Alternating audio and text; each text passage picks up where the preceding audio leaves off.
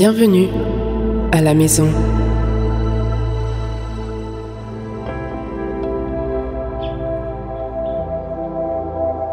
Article 24. Saint-Germain. Le nom cosmique de Saint-Germain est liberté. Il représente la qualité divine de liberté pour la Terre.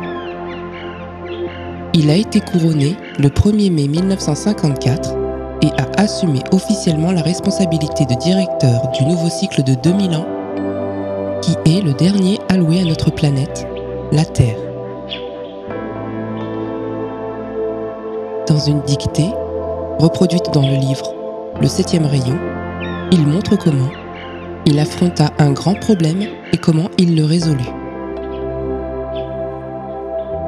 Le petit épisode suivant, tiré de mon recueil de souvenirs, sera utile à ceux qui luttent contre un handicap corporel. Qu'on se souvienne que nous aussi, frères libérés, avons parcouru la Terre dans un passé plus ou moins distant et combattu les limitations de la conscience humaine et du karma personnel, de la même façon que l'humanité le fait aujourd'hui. Cela fut une fois, lors d'une très ancienne incarnation. Mes voyages m'avaient amené dans des contrées de Russie et de Sibérie où les installations sanitaires et l'hygiène étaient encore inconnues.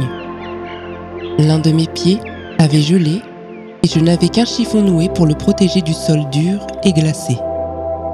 Une nuit, comme je me reposais en gémissant dans une hutte de paysans, à proximité de quelques cochons, d'une ou deux chèvres malodorantes, et de quelques bavards d'une spiritualité et d'un esprit limité, alors que la fumée d'un foyer dépourvu de cheminée remplissait la pièce et ajoutait au désordre et à l'inconfort ambiant, mon pied et ma jambe prirent dans mon esprit des proportions inquiétantes, grandissant à chaque élancement de sang circulant dans mes veines.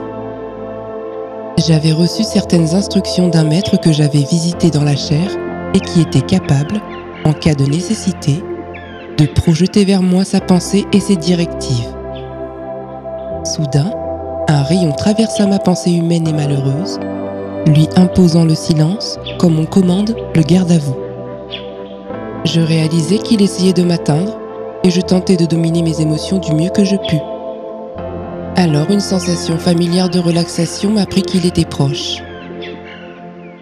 Il ne parla pas, mais projeta littéralement dans mon esprit l'image de la plus belle paire de jambes que j'avais jamais vue, par ma vision aussi bien interne qu'externe. Sous les voûtes plantaires, il y avait deux choses ressemblant à deux soleils jumeaux qui dardaient leurs rayons à travers les deux jambes.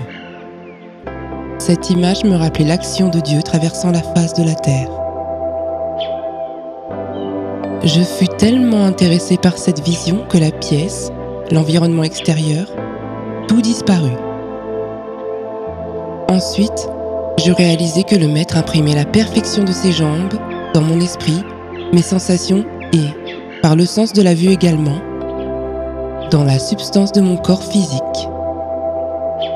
Finalement, après ce qui sembla être des heures d'une contemplation de seulement 2 pieds, il dit « Voilà les 2 pieds dont Dieu t'a doté au commencement.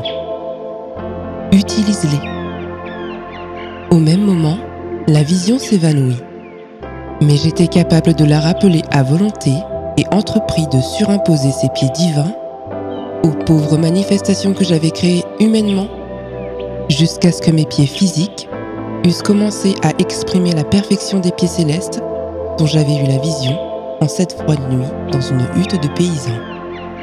Lors d'incarnations postérieures, je m'appliquais à parfaire la tâche et, croyez-le ou non, au jour de mon ascension, lorsque ma présence me fut révélée dans sa plénitude, les pieds furent la première chose dont je fus conscient, puis suivit le reste de l'être glorieux. Cela montre l'impression formidable que fait la visualisation sur la conscience et à son tour la conscience sur la chair. Christophe Colomb, Saint-Germain, se souvient de son voyage en Amérique. Dans l'étroitesse d'une petite cabine dont les jointures s'étaient disloquées, sous les incessants coups de boutoir des mers déchaînées, je regardais par le hublot les îles vertes qui s'élevaient comme des ombres éphémères à travers le brouillard du matin. C'étaient les premières manifestations tangibles d'un monde nouveau et vierge que mon cœur avait cherché pendant de nombreux siècles. Une terre riche de croissance naturelle et exempte du sang versé par les querelles mesquines des hommes. Une terre où la liberté pourrait s'installer dans tous les cœurs. Ce théâtre naturel m'avait été montré au niveau intérieur et j'avais reçu la promesse qu'il attendrait le jour où les hommes souhaiteraient la liberté plus que la vie elle-même, si tant est qu'il y eût de tels hommes, ou qu'on en pût trouver qui fussent inspirés du désir d'acquérir une telle qualité divine. En possession de cette promesse, avec comme seule boussole ma flamme de cœur, je m'incarnais dans les Hauts-de-Gênes et la certitude crut en moi qu'un tel pays existait bien, en même temps que mon corps se rapprochait de l'âge adulte. Comme David Lloyd, auquel un maître demanda de rechercher un homme avec une coupe de cristal sur une montagne fameuse de l'Amérique du Nord pour l'aider à accomplir son ascension, je n'eus qu'une conviction. Quelque part, ce pays existait. Mais les liens volontaires de l'oubli terrestre m'imposèrent de trouver son emplacement à partir de mon fort intérieur, puis de convaincre une marraine récalcitrante de promouvoir mon idée, sans rien d'autre à offrir qui pût renforcer mes arguments que ma foi intérieure dans la réalité du nouveau monde. La force agissante d'une idée divine, quand elle se pique à la résistance de l'ignorance humaine, à sa superstition ou à son incrédulité, est ce qui transforme l'étincelle spirituelle en une flamme par laquelle l'accomplissement se manifeste. Après que fut ouvert le chemin vers ce nouveau monde, suivirent d'autres hommes en quête de liberté, alors que je travaillais encore à l'intérieur de mes chaînes karmiques à l'avènement du jour où ce pays pourrait bénéficier d'une race nouvelle d'hommes et de femmes spirituellement matures. J'essayais d'en faire la description dans la Nouvelle Atlantide en réaffirmant ma foi dans une fraternité humaine. Puis, la loi cosmique m'offrit mon ascension avant même que cette vision fût accomplie. Si ce n'avait été à cause des conseils de la déesse de la liberté et du grand directeur divin, je ne crois pas que je l'aurais accepté avant que cette ère nouvelle n'eût été établie. Mais ils me promirent que, parmi les courants de vie encore soumis aux liens karmiques, se trouveraient certains qui pourraient assumer mon intérêt pour un pays d'hommes libres, devenir mon corps et mon propre être pour en exécuter les plans et compléter l'œuvre qu'avec tant d'enthousiasme j'avais commencée. Vous qui êtes ici ce matin, étudiant du pont vers la liberté, avec d'autres, parmi les premiers patriotes américains, vous vous êtes tenus devant le conseil karmique et avez offert de me représenter si j'acceptais mon ascension. Les seigneurs du karma ont accepté votre offre et c'est ainsi qu'en quelque sorte, je dois mon ascension à votre aimable assistance. Certains d'entre vous furent avec moi ce matin d'automne, lorsque la Santa Maria jeta l'ancre devant les Indes occidentales, et tous sont des amis de mon cœur depuis des âges. Êtes-vous surpris que je vous aime, que je vous bénisse, que je vous remercie et que je sois de nouveau avec vous? Sachez simplement que le cœur de la liberté vous accompagne où que vous soyez. Devenir un Sheila de l'armée ascensionnée par Saint-Germain. Votre conscience corporelle vous a gouverné depuis si longtemps que le I Am, focalisé dans la flamme du cœur, n'a pas pu effectuer le contrôle conscient de votre énergie. Vos pensées et sentiments devraient être positifs. Positifs, ils devraient être des centres de radiation positive dans la certitude de la maîtrise de la présence I Am, dans la connaissance de la présence des anges, des maîtres, des dévas et des pouvoirs de lumière, sachant qu'il n'y a, en réalité, aucune limitation qui puisse résister au pouvoir de votre lumière, sachant qu'il n'y a pas de mauvaise santé, de détresse, de désintégration ou de mort. Bien, quelle est la réaction habituelle? Les étudiants viennent à un cours et le fréquentent pendant 7 jours. Ils se remplissent de feu et d'enthousiasme de la radiation des maîtres.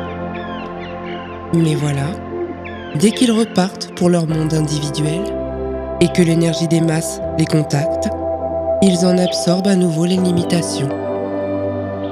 Dieu, ô Dieu, vous disposez de 2 pouvoirs, les mêmes que le soleil. Le pouvoir de magnétisation pour n'attirer vers vous que ce que vous souhaitez et le pouvoir d'irradier ce que vous voulez projeter pour bénir la vie. Jusqu'à ce que vous ayez appris à contrôler ces 2 forces, vous n'êtes que le jouet de toute énergie qui choisit de s'attacher à vous. Par la nature même de votre être, vous allez soit absorber cette conscience imparfaite, soit devenir une flamme de la liberté en action.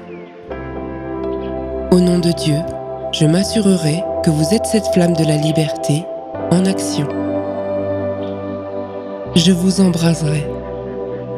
Je vous embraserai et je vous embraserai de la conviction que vous êtes aussi puissant que le soleil. Vous avez connaissance d'êtres auxquels vous avez accès et dont aucun autre groupe sur la face de la Terre n'est même conscient de l'existence.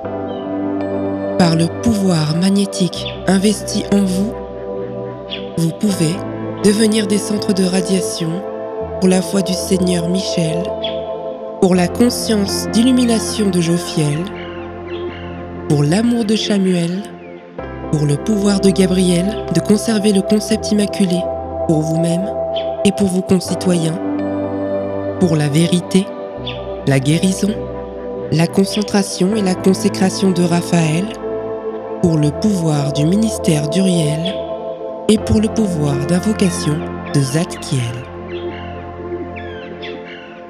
Je vous le dis franchement, si vous voulez réussir, vous devez être positif, déterminé et confiant en vous-même. Dans l'intimité de votre chambre, vous devez vous prendre en main et décider avant toute autre chose si vous voulez travailler avec l'armée ascensionnée ou non. Si vous décidez que non, alors vous devrez attendre une autre opportunité à une date ultérieure. Vous devez mesurer chaque chose que nous vous avons donnée selon le code de vérité, d'équilibre, de pureté, de sagesse et d'amour.